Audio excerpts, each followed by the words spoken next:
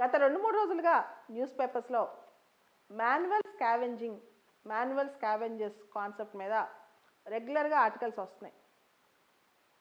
Socio economic caste census 2015 ప్రకారం 1993 నుంచి 2015 వరకు దాదాపు 926 మంది మాన్యువల్ స్కావెంజింగ్ పనిచేస్తూ మృతి చెందారంట.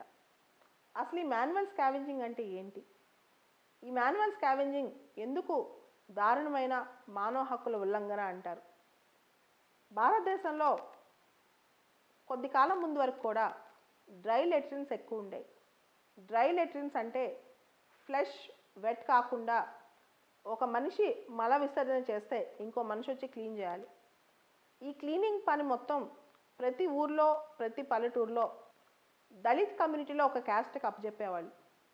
ఈ అమానమైన దారుణమైన మానవ హక్కుల ఉల్లంఘన అనేది ఇంకా భారతదేశంలో జరుగుతుంది. సో దీనికి సంబంధించి కొన్ని ఫ్యాక్ట్స్ మనకి GS పేపర్ 1 మెయిన్స్లో వస్తాయన్నమాట. 80% మంది ఈ సఫాయి కర్మచారి పనిచేసేవాళ్ళు 60 సంవత్సరాల వయసు దాటక ముందే చనిపోతున్నారంట. ఎందుకంటే వాళ్ళు భయంకరమైన దుర్గంధంలో, తర్వాత శుభ్రత లేని పరిస్థితుల్లో, పక్క వాళ్ళ మల విసర్జన, అక్కడ బ్యాక్టీరియా వైరస్లు అన్నిటికీ ఎక్స్పోజ్ అవుతారు. దాంతో వాళ్ళకి రకరకాల జబ్బులు వచ్చి చనిపోతున్నారంట. రీసెంట్గా గజియాబాద్లో ఆ శానిటేషన్ పనిలో ఉన్నప్పుడే 2 మాన్యువల్ స్కావెంజర్స్ చనిపోయారంట.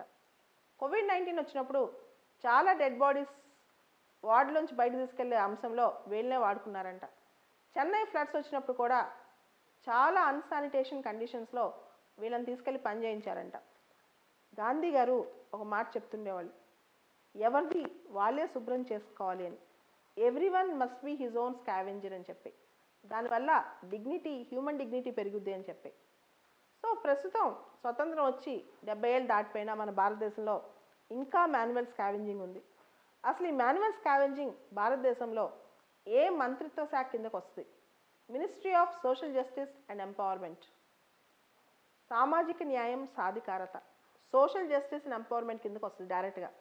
అయితే ఇది సోషల్ జస్టిస్ అండ్ ఎంపవర్మెంట్ కిందకు వచ్చినా సరే అనేక మంత్రిత్వ శాఖలు దీనికి కనెక్ట్ అయి ఉన్నాయి.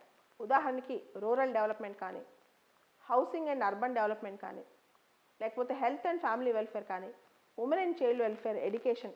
ప్రత్యక్షంగా పరోక్షంగా ఈ మాన్యువల్ స్కావెంజింగ్ అంశానికి భారతదేశంలో ఉన్న అనేక మంత్రిత్వ శాఖలకి సంబంధం ఉందన్నమాట.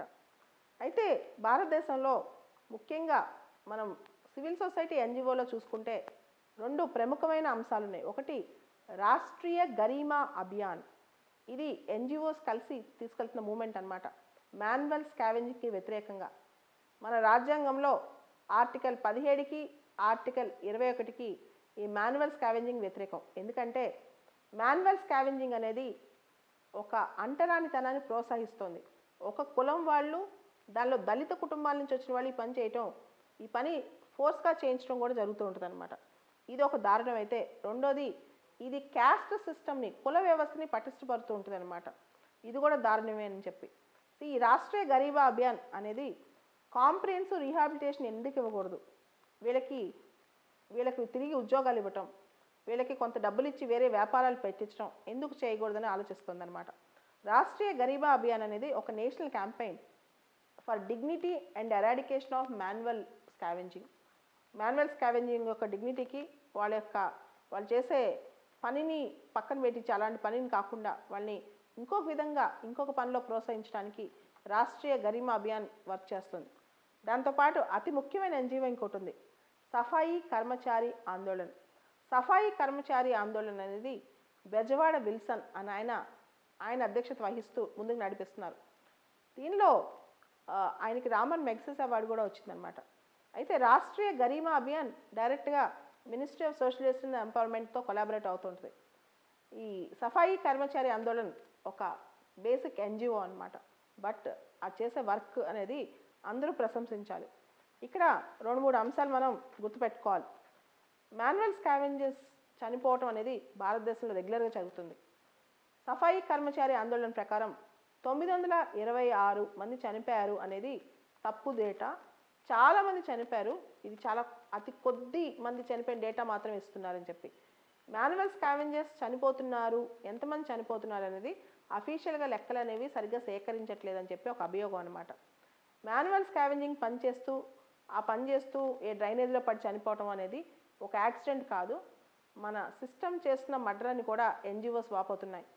ఇక్కడ ప్రభుత్వం ఏం చేస్తుంది? ప్రభుత్వం కూడా మాన్యువల్ స్కావెంజింగ్ రూపుమాపడానికి చాలా ప్రయత్నాలు చేస్తుంది. ఒకటి, మనకు ఒక స్టాట్యుటరీ బాడీ ఉంది, నేషనల్ కమిషన్ ఫర్ సఫాయి కర్మచారీస్ అని. నేషనల్ కమిషన్ ఫర్ సఫాయి కర్మచారీస్ అనే ఒక స్టాట్యుటరీ బాడీ, చట్టబద్ధ సంస్థ ఉంది. దాంతోపాటు 1993లోనే మాన్యువల్ స్కావెంజింగ్కి వ్యతిరేకంగా చట్టం వచ్చింది, the employment of manual scavengers and construction of dry latrines act 1993 అని చెప్పి. సో దాని ప్రకారం మాన్యువల్ స్కావెంజింగ్స్ని ప్రోత్సహిస్తే ఎవరైనా పెట్టుకుంటే చాలా పెద్ద తప్పనమాట. సో ఈ చట్టం సరిపోలేదు. 1993లో వచ్చిన చట్టంలో ఎంత ఉన్నా సరే ఇంకా మాన్యువల్ స్కావెంజింగ్ భారతదేశంలో కంటిన్యూ అవుతూనే ఉంది. దాంతో 2013లో మాన్యువల్ స్కావెంజింగ్ మీద చాలా కష్టపడి ప్రభుత్వం ఏం చేస్తుందంటే ల్యాండ్ మార్క్ చట్టం ఒకటి చేసింది. ఎన్జిఓస్ అందరూ ప్రోత్సహించారన్నమాట ఈ చట్టం చేయమని చెప్పి. Prohibition of employment on manual scavengers and rehabilitation act 2013, prohibition of employment as manual scavengers and rehabilitation act 2013. So ఈ చట్టం వచ్చిన తర్వాత రీహాబిలిటేషన్ అంటే వాళ్ళకి ఉద్యోగాలు ఇవ్వటం, ప్రభుత్వాలు గ్రూప్ డి ఉద్యోగాలు, ప్యూన్ ఉద్యోగాలు, చిన్న చిన్న ఉద్యోగాలు, ఎవరైతే మాన్యువల్ స్కావెంజింగ్ మీద ఆధారపడి సరిగ్గా చదువుకోకుండా వాళ్ళకి అదే ప్రొఫెషన్ ఉందో వీళ్ళందరికీ ఉద్యోగాలు ఇవ్వటం, కొంత డబ్బులు ఇచ్చి 40,000 అలా వాళ్ళ చేత వేరే ఉద్యోగాలు లేదా సెల్ఫ్ ఎంప్లాయ్మెంట్ క్రియేట్ చేసుకోవడం, చాలా ప్రొవిజన్స్ ఉన్నాయి. అలానే రైల్వేలో గ్రూప్ డి జాబ్స్ ఇప్పించడం ఇవన్నీ. ఎందుకంటే మాన్యువల్ స్కావెంజింగ్లో ఉంటే కనుక కుటుంబాలు అది ప్రముఖ మానవ హక్కుల ఉల్లంఘన, దాన్ని ఏ దేశం సపోర్ట్ చేయకూడదు భారతదేశంతో సహా అని చెప్పి. దాంతోపాటు మనం 2014లో మనం చూసాం, స్వచ్ఛ భారత్ అభియానం స్టార్ట్ చేసాం. బహిర్గత విసర్జనని 2019 కల్లా పూర్తిగా మాపుతామని చెప్పి చాలా వరకు ట్రై చేస్తున్నాం. చాలా టాయిలెట్స్ కట్టాం, వెట్ టాయిలెట్స్. కానీ ఇండియాలో ఏంటంటే ఇలాంటివి పోవాలి అంటే మాన్యువల్ స్కావెంజింగ్ కానీ ఓపెన్ డెఫికేషన్ కానీ తగ్గాలంటే అది బిహేవియరల్ చేంజ్ రావాలి. కేవలం చట్టాలు ఉంటే సరిపోదు, మనుషుల మార్పు రావాలి. దానికి మారల్ పర్సువేషన్ ఉండాలి, తీవ్రమైన కఠినమైన పనిష్మెంట్స్ ఉండాలి, అంతకుమించి అవేర్నెస్ ఉండాలి.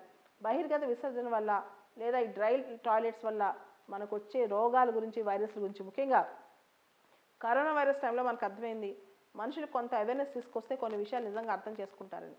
ఎందుకంటే ఇది కేవలం హెల్త్ రిలేటెడ్ ఇష్యూయే కాదు, ఎకనమిక్ రిలేటెడ్ ఇష్యూయే కాదు, ఇట్స్ అ సోషల్ ఇష్యూ అనమాట. దీనిలో కుల వ్యవస్థ, తర్వాత అంటరానితనం ఇవన్నీ ప్రజ్వరిల్లుతున్నాయి ఈ మాన్యువల్ స్కావెంజింగ్ వల్ల.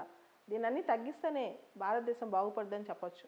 అయితే ఈరోజు కూడా చాలా సిటీస్లో, Vijayawada, Hyderabad, west Bengal, Delhi is the first state to prohibit manual scavenging. ఒక స్టేట్ లెవెల్లో మాన్యువల్ స్కావెంజింగ్ ప్రొహిబిట్ చేసిన మొట్టమొదటి రాష్ట్రాలు ఢిల్లీ ఒకటి అనమాట.